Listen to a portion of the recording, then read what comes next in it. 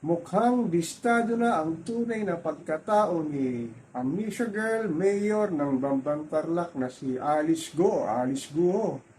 Sinasabi ng ilang senador sa pagpapatuloy ng Senate hearing sa komite ni Senadora Lisa Ontiveros, ito raw ay hindi purong Pilipino. Galing yata ito sa mainland China. Nakita rin nila sa PSA na wala raw record ang mga magulang ni Alice Guo na ito ay Pilipino. Grabing protector daw ito ng Pogo sa Bamban Tarlac sa pamamagitan ng love scam, crypto at human trafficking. At meron daw itong marangyang pamumuhay. Katunayan nga ay meron pa itong isang chopper. Subalit sinasabi ni Mayor Alice Guo na isa lang siyang magbababoy na tumakbo raw sa pagiging mayora ng Bamban Tarlac. Pero itinatanggi ito ng ilang netizen na sinasabi daw ito ay isang purong Chinoy. Pero ang galing ito managalog eh. At sinabi pa ng ilang political analyst ito raw ay espiya ng China. At kaalyado pa raw ni Tatay Digong Duterte, kaya daw ito naging Pilipino at tumakbo nga daw sa pagiging mayora ng Bamban Tarlac.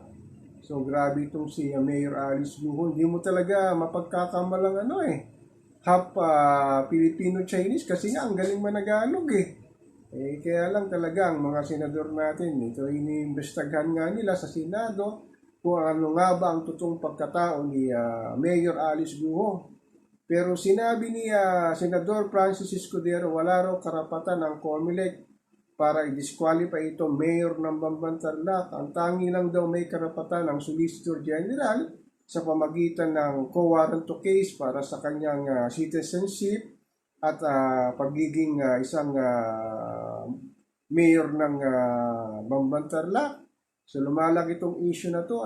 Sabi ng mga netizen, away lang daw ito ng Marcos at Duterte dahil nga alam naman natin si Digong Duterte ay kaalyado niya yung mga Chinoy. Sabi talaga ito nangyayari sa ating politika sa nalalapit na midterm election sa darating na 2025. Kaya pinalutang daw itong si Alice Guo na sinasabing protector nga ng Pogo sa Bamban Tarlac. Meron kasing siyang building doon na 32 buildings daw. At puro mga Chinese taga mainland China ang mga nagtatrabaho dito. Ang galing talaga ito ni Mayor Alice Guo kung paano niya talaga pinag-aralan ng ating pananalita kung sinasabing hindi ito purong Pilipino.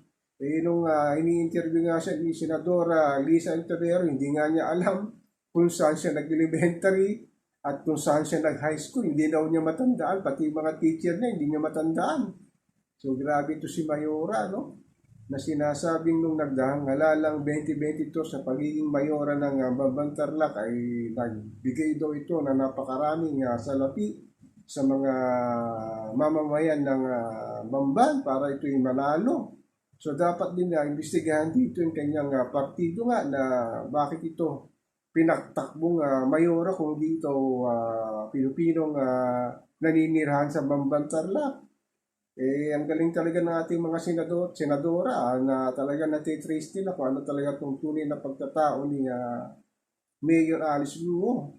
Sana naman matapos na itong usapin din ito, para yung ating mga senadora makapaggawa naman ng magandang proyekto para sa ating mahihirap, lalo na si Juan Pasang Cruz, na hindi na alam kung saan kukunin ang 3 beses na pagkain sa isang araw para ilapag sa kanilang hapagkainan dahil nga napopokus masyado sa mga sinasabing Senate hearing na wala naman nangyayari kundi in aid of legislation lang. Hindi naman sila pwedeng mag-persecute kaya lang siguro na uminit lang talaga itong si Mayora Alice Guo nang sinasabi nga nung ni-raid daw ang Pogo sa Bamban Tarlac. Kaya lang siyempre sinasabi na command responsibility dahil ikaw ang mayor, hindi mo alam ang nangyayari sa iyong sinasakupan.